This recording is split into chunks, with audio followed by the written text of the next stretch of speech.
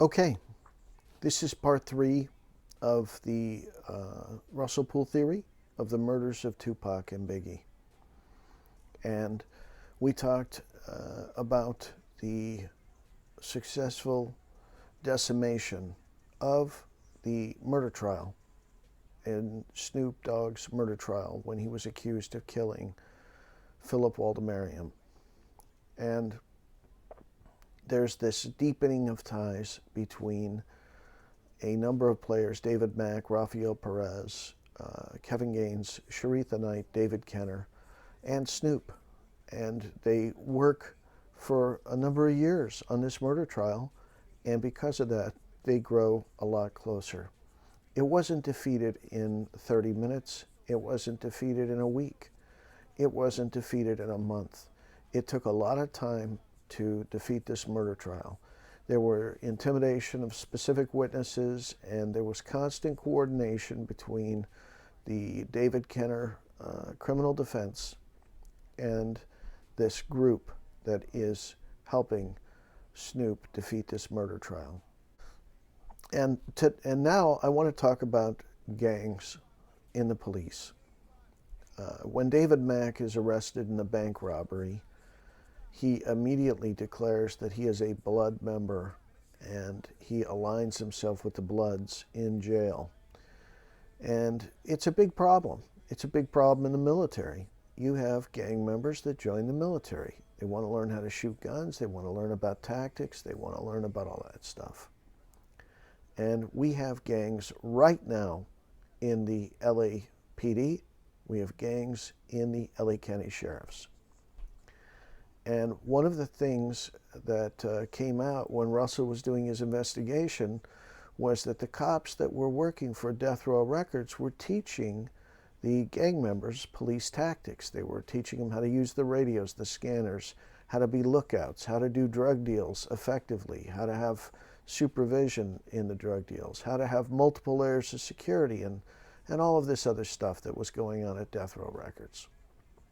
Now, was Suge Knight involved in the money laundering and the drug trafficking and all of that stuff? I mean, that's never been proven, but it is proven pretty much that that stuff was going on at Death Row Records. And the gangs were heavily involved in Death Row Records. You had Bloods and Crips working together on albums like The Chronic. You have Suge, who's a Blood, and you have Snoop, who's a Crip. And you have a steady stream of people that come in. DJ Quick, a Blood. Daz, a Crip. And these are incendiary situations that happen. And there's no shortage of drama that goes on inside of Death Row Records with these gangs. You have the situation that happens in Atlanta with Jake. And Jake gets shot. There's an altercation that happens inside. One side's told to leave. The other side's told to wait 15 minutes. Well, Suge's not going to wait 15 minutes. He waits 5, and then he leaves. And there's an altercation out in the parking lot, and the upshot is Jake gets killed. Now, Jake getting killed is significant only because once Jake is out of the way, Reggie Wright Jr. moves in to really be the right hand of Suge Knight at Death Row Records.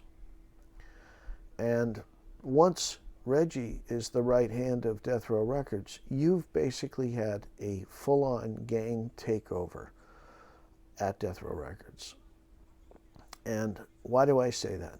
Well, Russell suspected that Reggie Wright Jr., Reggie Wright Sr. were gang members that had infiltrated the police department. And now, with the arrest of Reggie Wright Jr. and Reggie Wright Sr., we pretty much know that these guys have always been gang members. And that's why when Tim Brennan and Bobby Ladd released their book, they were talking about how they were white guys in the middle of a project and they were outnumbered and they thought it was all going to go bad for them. They were going to get killed. And it really didn't look good. Reggie Wright Sr. appears, and it's like the parting of the Red Sea, literally, because they had such respect for Reggie Wright Sr. that all of a sudden this explosive, incendiary situation just now dissipates, and they go from being in fear of losing their lives in this situation to everything's calm, everything's cool, and it's all okay. Well, why? Because Reggie Wright Sr. is in the gang. And as a gang member, and it's one of those things quietly amongst them, he held a lot of sway with the gangs.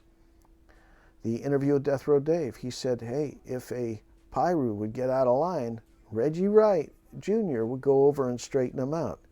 Now, is it because Reggie Wright Jr. is this tough guy that can beat the shit out of everybody?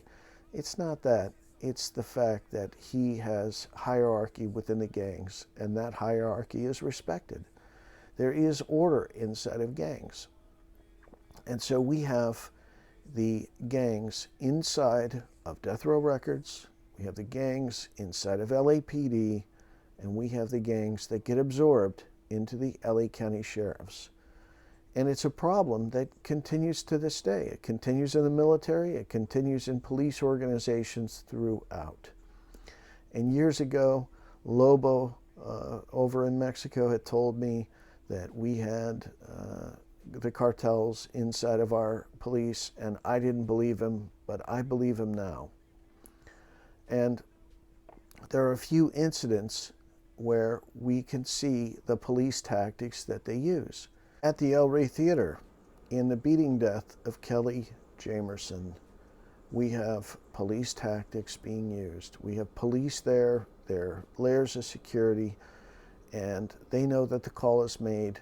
Suge is on his way out the door. He's getting into his car just as the stomping and what have you happens. And how did that work?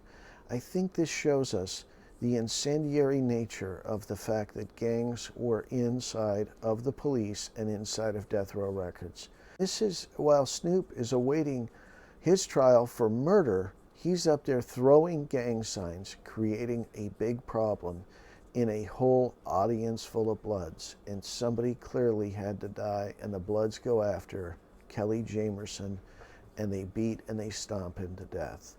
And because there were so many police present, that case is derailed because a phone call from Compton Police, Reggie Wright Sr., over to the investigator says, do you really want to destroy the careers of all these good cops? You know, let's just let this go.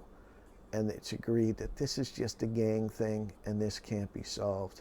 And so the beating death of Kelly Jamison, when they actually had eyewitnesses, plenty of eyewitnesses for a prosecution, everything is just forgiven and they move on. Nothing to see here, move along, it's just a gang thing. And this really sets the tone for how Death Row Records rolls. They are turning this system on itself by having cops involved in the record label and in the gangs, and turning the entire system on itself. These prosecutions can't continue because too many people are compromised. More later.